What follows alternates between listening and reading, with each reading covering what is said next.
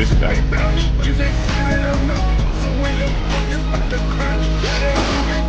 And I spit in the face of people who don't want to be cool.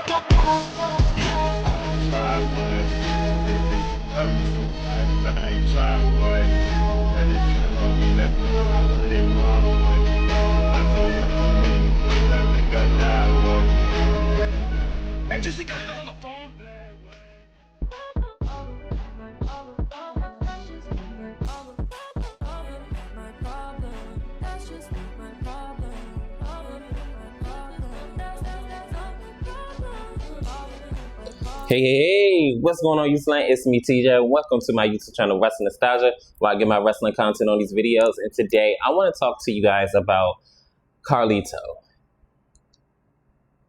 It's very, very disrespectful for somebody that had a long tenured history with the company to simply just be like, yeah, we're not going to renew your contract, and yeah, you could go ahead and vamonos. Like, huh? Like, he won the Intercontinental and the United States Championships. He won the WWE Tag Team titles. I think even unified them at one point in time. So what do you mean you're just going to let me go? Like, excuse me? Y'all didn't even give him like a correct send-off or anything. Y'all just said, yeah, bunch of cuts. Like, whether he signed a 2-year deal or not, I understand the whole, good things don't last forever. Like, at some point, you have to retire from the business or at least go on to greener pastures. Okay, I get all that. But at the same time, for y'all to just not give this man like the proper send-off. And honestly, he was like the comedic relief for the Judgment Day. Why wouldn't you not give somebody with the accolades that he has a proper send-off? Like, are you okay? But yet you give Oldberg his retirement match that should have been happened under Vince McMahon's regime. Like, huh? And this is somebody that's not even WWE through and through. He was in WCW at one point in time. Y'all can't give somebody that's a homegrown talent a send-off? Like, y'all could have did a whole angle where, oh, well, you haven't really been earning your keep, and you've been making us lose matches. If you lose this next match, we're gonna have to kick you out. He loses the match and they beat him up, and then bam. I mean, normally that's how that goes, but for y'all to just be like, yeah, so yeah, after that, just don't show up anymore. Like, and honestly, I want to talk to you guys about how we even led up to this point. So I'm gonna just go ahead and start from his return. So before Carlito even came to WWE like full time, he actually came to WWE back in 2021 for the Royal Rumble. Then he wound up doing a tag team match, if I'm not mistaken, with Jeff Hardy, and they won. So I'm thinking, okay, so are they going to re-sign him? What's about to happen here? Because if you're doing all this, that must mean that y'all are interested. And everybody was happy to see him back in WWE briefly. And I believe he didn't come back until like 2 years after the fact, where he had interfered in Damian Priest's match against Bad Bunny. If I'm not mistaken, I think it was that match when they were in Puerto Rico, if I'm not mistaken. So everybody like, okay, cool. So what's about to happen? So then he wound up finally, I think later on that year, right? He signed with WWE for 2 years. I thought normally it's 3 years, but I guess you can, sign shorter years. But hey, whatever. That's neither here or there. But he wound up coming back to the WWE at WWE Fastlane when he wound up running out the LWO, because I think they were down one person. So Carlito made his triumphant return, and he joined LWO with Rey Mysterio in the game. And, I didn't expect for him to join LWO, but I was like, okay, finally, he's here in WWE. We're going to see what comes of this. So down the road before WrestleMania 40, I don't believe like anything significant happened up until it was revealed that Carlito was the one that attacked one of the LWO members. I think it was Dragon Lee. So when Dragon Lee wound up getting taken out, he thought that that spot was going to be open for him. So he wound up finding out that, no, I'm actually going to pick Andrade. So he and for him to be left off the WrestleMania card is actually nasty work. They should have just gone ahead and let Carlito take up that spot, but hey, it went to Andrade, and that was the name of that tune. So after that, and it was revealed that it was Carlito down the line, of course, he left LWO, and if I'm not mistaken, he had a couple of matches with them, whether it be Rey Mysterio, Dragon Lee when he came back, and I believe Walking Wild and whoever else that's a part of the game. And then eventually he wound up getting drafted to Raw, where he wound up aligning himself with the Judgment Day, which honestly, he was probably one of the best parts of the Judgment Day. He was the comedic relief. I was okay with Carlito being there. I just wish that he won a little bit more matches and maybe a world title. The only person that obviously can win a world title is Damian Priest, and we all sing the name of that tune. So, hey, what you want me to say? He was the comedic relief. He did his thing and everything of that nature. And all of a sudden now we're here where he just got let go of. And I remember seeing in the interview that he did say that they only gave him, 2 weeks? And they said that basically that just stop showing up for the WWE tapings. You got the word that you were not going to be renewed. How surprised and shocked were you? I wasn't too surprised or too shocked. You know what I mean? I signed for 2 years. And it actually went better than I thought it would go. The only thing is, the only thing is I'm a professional. You know what I mean? They could have told me, and I would have, okay, then at least let me finish out the story for the Judgment Day, so they can keep on going. You know what I mean? It's, I don't know why I do something where I think it's a disrespect to the fans that that they sometimes just drop storylines. But honestly, I felt worse for Truth. I mean, if it wasn't a work, I felt worse for Truth. There's certain guys that I think they should have a proper send-off. You know what I mean? Sure, I mean, everybody's time comes, right? You can't keep everybody forever, but at least they deserve a proper send-off. And so I was glad to see if things work out for him. And for him to be engulfed in one of the biggest factions in WWE right now on Raw, the Judgment Day, why would you not just give him a proper send-off? At the very least, if you were not going to renew his contract, maybe he didn't want it to be renewed. I don't know. But honestly, compared his first run and the second run, it doesn't compare. I thought he was going to maybe this is a stretch, have a Shawn Michaels like second run in the WWE. Silly me.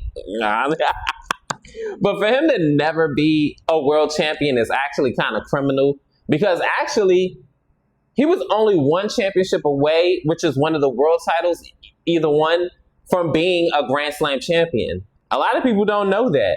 But the one title is the title that takes him away from the conversation, which is the WWE Championship or the World Heavyweight Championship.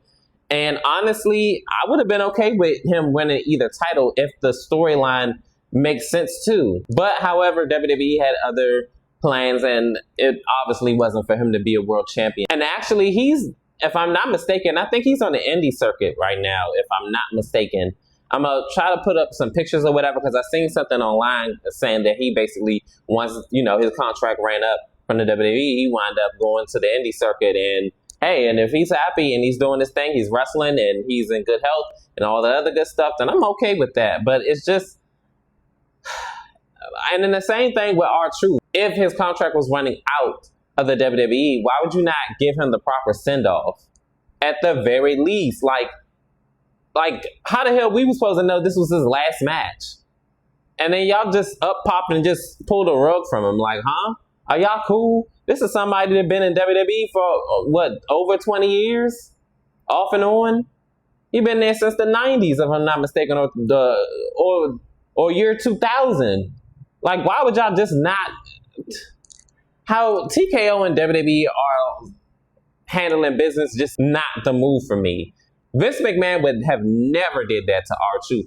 R-Truth probably would have been a forever guy. He probably would have even been like a producer or something like that, if at best, because there's no reason why somebody of R-Truth's caliber would ever be just, tossed to the side. And I don't think WWE or TKO expected like that huge outpour of like disdain to come from this, but it did. And yes, stupid of you guys.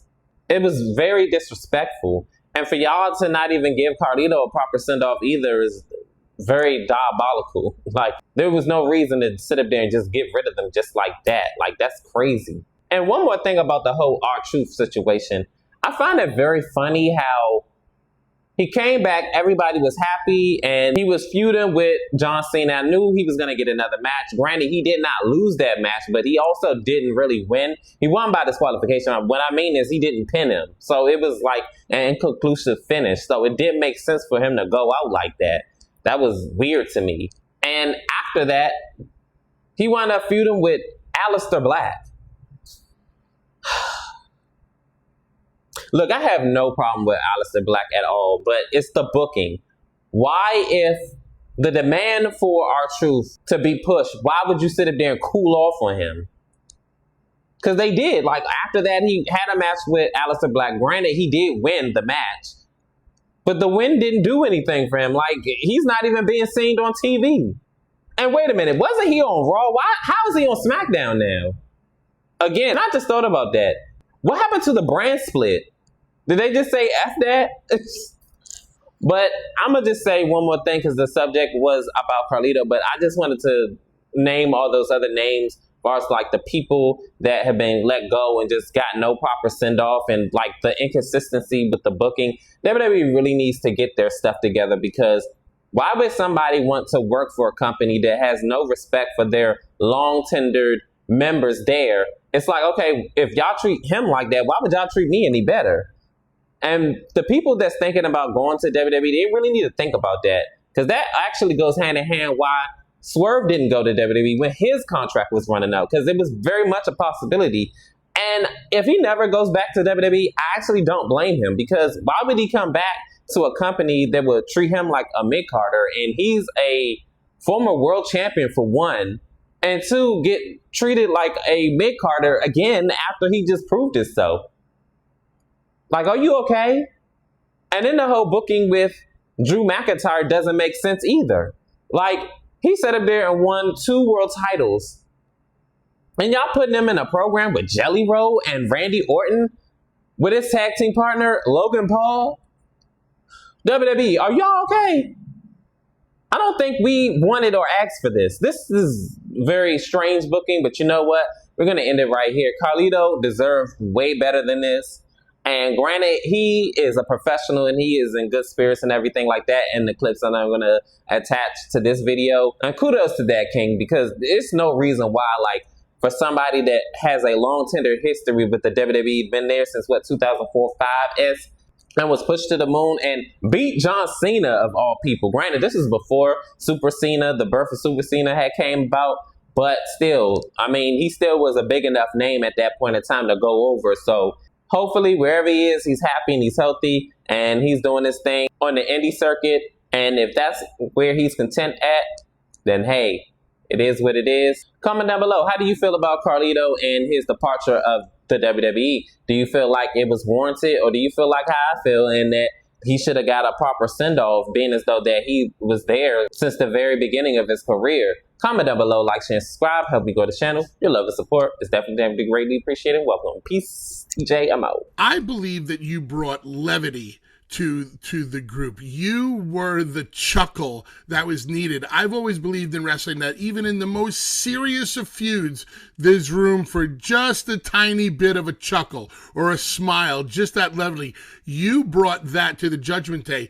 Did you feel that also, and did you feel like that was working for you? I orchestrated that. That was, you know what I mean? I did that. It's funny that people like, some people complain, oh, they got him as an idiot or as whatever. Those were all my ideas, because I was like, I took literally, you have nothing for you, and I made something with it. You know what I mean? I went in there. I said, I'm not going to complain. I'm not going to whatever. I knew, you know, I'm one of the older guys. I'm not going to get prioritized. I'm not going to get pushed. And Hunter's not a fan of Carlito. I think personally he likes me, but I think he never was a big fan of the character. So what I did was like, okay, let's see. I'm in the Judgment Day. It's the hottest group here. How can I stay in this group? And then I thought, boom, this is what it's missing. And then it's kind of like, so all those little lines and things, I would find a way. They would come to me, they would say, the writers, and the writers were great. They gave me a bunch of freedom. They would come to me, so we have this backstage. We don't really have anything for you here, but we're hoping you kind of like Carlito-fied, is what they would say. So I kind of just take the script and okay, well, I can do something here, I can do something. And I find where I could kind of do something. And that's kind of how it took off from there. And then every week it was great. They would just hand me a thing and say, you know, do what you do. And I was like, all right, let me see. Okay, I'll do, you know, and they gave me total freedom to do whatever I kind of wanted.